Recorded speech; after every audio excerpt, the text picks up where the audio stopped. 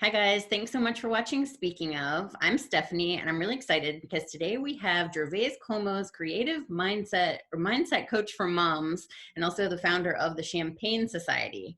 And I'm really excited to talk to her today and find out what led to all of the great things that she's doing now. And I know that it actually started with being a mom dealing with corporate life. So speaking of that, can you please tell us what it was like being a mom in corporate life and then how you started your own company? So, being a mom in corporate life it's like every woman experiences it differently, but my experience was terrible. and I had been working somewhere for a few years and then had my first daughter and went back to work and found the juggle incredibly unmanageable, to say the least. I felt like every time you make a decision about, let's say, childcare or pumping or something changes or something else isn't working. And so I really, really struggled with that transition. I didn't want to be at work so soon. I wanted to be with my daughter. You just gone through this huge change. And I know a lot of women actually want to go back to work because they're like, this is, being home with a newborn is intense. I can't do it. I want to go back to work. I need to pour myself into something, which I totally respect. And I think for me, it was just that the job I was doing wasn't something that filled me up. And so I had this kind of light bulb moment of, oh, I always wanted to be a working mom. I definitely believe in the importance of having other outlets that fill you up besides your children. And this is not it. This is not doing it. It shouldn't feel like this. So I made the decision to quit that job, which was not the plan. I decided to do only things for a while that would light me up, inspire me, excite me, like make me feel alive, because I just felt kind of like a shell of a human. I really wanted to heal from the traumatic experience of postpartum in that context and like crying at my desk every day. And so I just gave myself this permission slip to do that, to say yes to things that felt really good. And one of those things was a writing workshop, because I had been doing writing right out of college and I had always loved writing. And I went to a writing workshop and I sat next to a life coach, this older woman named Judy. I don't even know her last name. She was so sweet. And she was telling me about her career, and I just had this knowing, very clear of, oh my gosh, that's next. Go this way. So I dove into life coaching. I didn't know what I was doing. Entrepreneurship was not even something that was even a remote idea in my mind. My mom was an entrepreneur, but I didn't think of her as that way because she was an opera singer. Mm-hmm. So she was an entrepreneur because she had to find an inventive way to bring opera to children. But by trade, she was an opera singer, So I learned a lot about entrepreneurship real fast, and I became certified. And I just threw up a business and started coaching anyone and everyone. Did it for free, did it dirt cheap. I was like, anybody, I just want to practice, and loved it. And that was like 6 years ago. So then you formed Shiny Happy Human. So then I for the umbrella for what I would call my company, I came up with the idea for Shiny Happy Human. And I had this thought of, I wanted to talk about the juxtaposition of like the different parts of a woman, of me, the shiny, the happy, and the human parts of all women, especially as it related to motherhood. And so then that became really the central focus of, okay, how can I build a brand that swirls around this idea of, people, I think, find me to be like a very shiny, bubbly person, but I also have this side that I talk about as much as humanly possible, like the human side, like the dark stuff, the hard stuff. And I realized that many women were also experiencing that. And every time I would give voice to it, I'd get tons of messages and comments like, me too, me too, me too. Like, nobody says that. So Shiny Happy Human became kind of like the banner for that. And then I really narrowed in my focus to just motherhood, and it's changed like 100 times since then as well. And the Champagne Society. What is the Champagne Society? Basically, the Champagne Society came from this idea of, I was talking to a client who said she had seen a picture of me on Instagram that week, and I was out with some friends, like drinking champagne, dressed up, and she said, you know, I felt a little jealous. Like, I used to go out and do that. I used to get dressed up and do that with my friends, but like, I just don't do it anymore. Like, I don't have the excuse to do it anymore.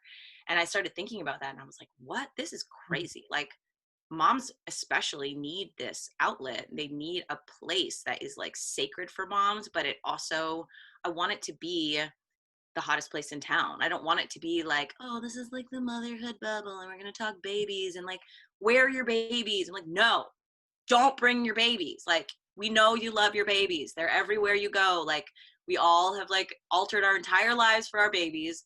Let's have something that's just for us to feel like us and feel fabulous. Like, feel, you know, like we get to reclaim a little bit of who we were before motherhood. But have a conversation about the juggle. Have like a really raw, unfiltered conversation about what it looks like to be a successful woman and a mom and just a whole human with all these different parts and roles and passions and feelings. And That was one of the things on your website that you talk about a lot. It's motherhood and not motherhood or. Why is that such an important concept to you? that's a great question. Because I think that we are fed this lie that we have to choose, and that when you become a mom, you have to like decide it's going to be either my career or I'm going to be a good mom. Like, I'm going to be really good at one thing, and it's not going to be both. And so I guess I've just seen so many clients and friends and women just lay themselves aside, like abandon themselves, for this greater, you know, this holy grail of I'm a good mom.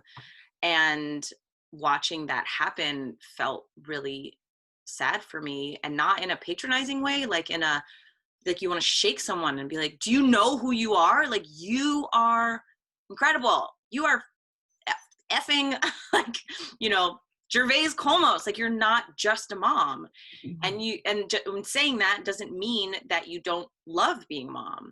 And they just want to put moms in buckets. It's like, you're this kind of mom. And I'm like, what if you're all the moms? What if you're like the homeschooling, champagne drinking, high heel wearing, working, hustling, yoga doing, natural birth? Like, what if you're all of the things in one, you know? So don't put me in a box. Don't tell me it's like, I have to be this kind of mom, or like, I'm all of it and then some. And I reserve the right to change my mind. And I just want other women to do the same and just not abandon themselves.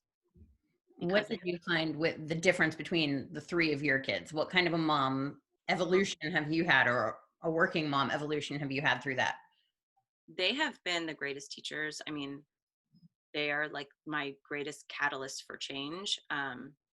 So the first one, obviously, just the whole everything had to be burned down. I mean, literally, like, burned everything I knew down to the ground and started over. And then my second child, I enjoyed it so much more, and I let go of so much. And I also created a lot after Maya, my second. I was working a ton, and it felt good to do so. But I also now, like 3-4 years later, feel that a lot of that was like a proving energy. It was like perfectionism showed up in a different way, like, you know, just like in a different package. And so with the third one, I was really committed to honor the process and really check in every time I feel that urge to be super productive, or like show up on social media, or, you know, launch a coaching program. It's like, am I doing this because it feels good, because it feels of service to other people, or am I doing this to prove, you know, or to like keep up, or because our society tells us that being productive is the most important thing? And will I regret that, you know? And so I think I've really gone through it with this third child in a different way that I didn't expect. It's like all the things that you think are going to be hard are not hard, and vice versa. So obviously this third child lined up with a global pandemic, and so that was unexpected, and a total loss of control, childcare, support, income, like a lot of things happened all at once. And on like that manifested in postpartum depression again. So that was my second time with postpartum. And what happened is I found, like a couple months ago, I just had this like realization. I was like, whoa, I've totally lost myself again in a different way than I've ever lost myself before. And if I didn't judge that, what could I learn from this experience? And so it's really been this beautiful process of, because of all the things I've learned, especially since diving into coaching and always working with my own coaches and being in all these programs and stuff, I just know like finding the way back home to myself has been actually kind of enjoyable this time, you know? So with this third one, it's been really this beautiful journey of reclaiming myself bit by bit by bit, and then recognizing, holy shit, this is the experience that I can share with other women, right? Like this is what I've done with women before, but I just think every time I go through something myself, it just helps me even more be able to coach another mom. I think part of my unique work on this earth is like, I am the kind of person that needs to go through the shit myself to then heal the people that I'm meant to work with, you know, so that I can know firsthand what it's like. When I hear a lot of the things that you say, and then a lot of the ways that you write, both on social media, on your website, all over, I often think of you, and it's going to sound strange, but as like a human form of Spanx, because you describe yourself as, you know, your support, you're there, you're making them look their best, you know, you're helping them find the true you. And I feel like that's what Spanx is, you know, it's like really just enabling you to feel empowered and be out there being your best self, looking great, realizing your full potential. I love that. I got to write that down. Please don't let me forget that you said that. As a modern day woman, I received that, and thank you. And so it also, one of your big areas of focus is moms with kids under 2. Mm-hmm. So why is it so important to be the Spanx for that group? Oh my God, because those women have the most muffin top. That's like when you're just, it all falls apart when you have a baby under 2, you know? That first 2 years after you have a baby is so identity and lifestyle altering. And the thing that is so funny about it is that we just try to fit ourselves back into who we were before that baby came. And it's impossible.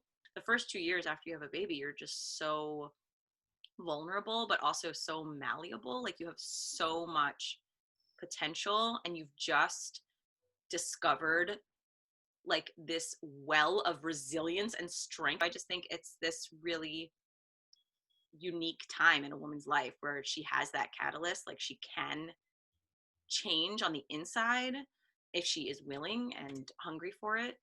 So how do you get people to realize that it's okay, or to become brave enough to follow a new path when they feel like they've been on this one for so long that they're clinging to, Mm-hmm. that might have been who they always thought they would be? Mm-hmm. I don't get people to do anything. I am not here to convince anyone who is not actively looking for this change. And coaching 100% does not work unless somebody is coachable. And that's the first thing. It's people have to raise their hand and be like, I'm ready to show up for myself. I'm ready to spend time on myself. I'm ready to invest money in myself. Like I know that I'm going to have to make those choices to not feel this shitty. And then I'm like, yeah, you're right. If you want help, that's what I do. The way that I work with women is, you know, the women that resonate or that have experienced change after being in one of my programs, that happened because first they had the knowing of this isn't working. There has to be a different way. And like I maybe gave them permission And so that's the process. What have you encountered through your 7 years of doing this that most moms fear? What's the common theme, or what's the most common roadblock that you see? I mean, it depends. Like roadblock to Them really going after what they're looking for, whether it's going staying after what. home, starting a new job, having a second kid, whatever it is in their mind, that they're just like, they have the light in their heart that they want to do, but they're just afraid to let that shine. I think a lot of us don't know what we're capable of. We don't even know how to think outside the box because we, built the box when we were like 14, and then we just like crawled inside, and we don't even realize, like, have you heard of Glennon Doyle's new book, Untamed? Mhm. It's a great book, highly recommend. But it's like we don't even realize that we're tamed. So we're like, this doesn't fit. I'm really uncomfortable. I can't have the things I want. And we don't even realize like we locked our own cages. This sense of, well, she can have it, but I can't. Must be nice for her. But I mean, I had one client, and she like talks about this a lot on social media, so she won't even care if I say it, but she at the time had just had a baby, and we were having this conversation, and I was like, if you could have, like, what is the thing that you want? Well, if I could, I'd like be a blogger, and I would be on Instagram every day, and I would, wear these clothes and da da da. And I was like, and why can't you? She's like, well, these other women, I just assume they have all this money from their husbands. And I was like, is that true? And then she just started thinking about it. It's crazy. Now she's a blogger. She's crushing it. She's so successful. I love following her on Instagram because she literally, and she says, like, I just had this idea in my head that I couldn't. She could, because there's all these things that made it easier for her to like unlock her cage and walk out. How do they get over that rub of like, oh my God, I have this duty that I have to do? How do you get to see self-care as a duty or something equally as important? We are humans, not machines. If you can't convince a woman that she has 30, that the dishes can be done the next day, like, we have a much bigger problem than just like self-care, right? Like, we're not talking about quit your job. We're literally talking about go for a walk by yourself. I think self-care is like really misunderstood. I just think self-care is just do anything that puts you at the center for like 5 minutes. Ever since I had kids, like it's like some hormone imbalance, but I don't notice I'm hungry sometimes until I'm literally about to pass out. I'm making the lunches for the kids, and then I realized like, oh my God, I'm starving. And I was like, stop what you're doing, make yourself the lunch that you want, that your body is asking for. I made myself like this big salad, and eat your lunch. Mm-hmm. They're going to be fine. And doing it felt like this act of rebellion. I remember like sitting and like taking bites, and they came in like 30 minutes later, and they were like, Mom, Daddy asked if our lunch is almost ready. And I was like, it is. I ate my lunch first, because if I didn't, I would pass out, and that's not okay. Right. So again, I guess I'm just like, self-care is just valuing yourself at all enough to give yourself the basic things that you need as a woman. Do most people that you work with seem to have a perception that everyone is doing it all and they're the only one that isn't? Oh yeah, 100%. At the Champagne Society, that is my favorite takeaway. I've had panelists from all walks of life. I mean, some of like the most successful women up on these panels that, people are like, oh my God, they have it all. And they all say the same thing. They all say they feel like they're failing in all these different ways every day. And here's the thing that's hard for them. I mean, part of that is because that's what I want to talk about, like the human stuff. But everybody thinks that so-and-so has it more together and it's easier for her, and she's just fundamentally a better human. So I'm broken, something's wrong with me, because I'm not like her up there. That's what we do. That's our super cool woman habit that we're perpetuating. What do people say after they're done working with you, where they go through this? Like, what transformations? You shared one earlier about the blogger, but what types of transformations like that do you really enjoy seeing from your people from, day 1 to day 30? They hear their intuition. They trust themselves. They take care of themselves. They notice, acknowledge, and dismiss stories that, because we do a lot of like, I'm telling myself a story right now that like, because my husband isn't doing this, it's because he doesn't love me, and it's because, and on it goes, whatever. So I think there's a lot of self-awareness that comes out of it that then eliminates so many future challenges in relationships, in mothering. And I just think they drop a lot of the guilt, the martyrdom, the victimhood. I don't let clients stay in victimhood, because I know firsthand it's like so detrimental to everything that you want. So I just think hearing a woman just say that she knows herself better, trusts herself better, and gives herself permission to show up for herself. And because of that, it has positively impacted her relationship, her career, her health, like her enjoyment of motherhood. That makes me feel awesome. I love hearing that. That's amazing. And how do you maintain those balances for yourself? Because you're obviously very career driven and helping all these people. And how do you not let that, how do you let that fill you up and not suck the energy from you when you're trying to keep everything going yourself with 3 kids and a husband and a family? It is a constant dance. And honestly, I teach this thing. There's this book called The One Thing. The author gives this example of a ballerina on point, staying like balanced, and how the way that she does that is on her toe. She's making hundreds of tiny micro adjustments every time as she's like pirouetting.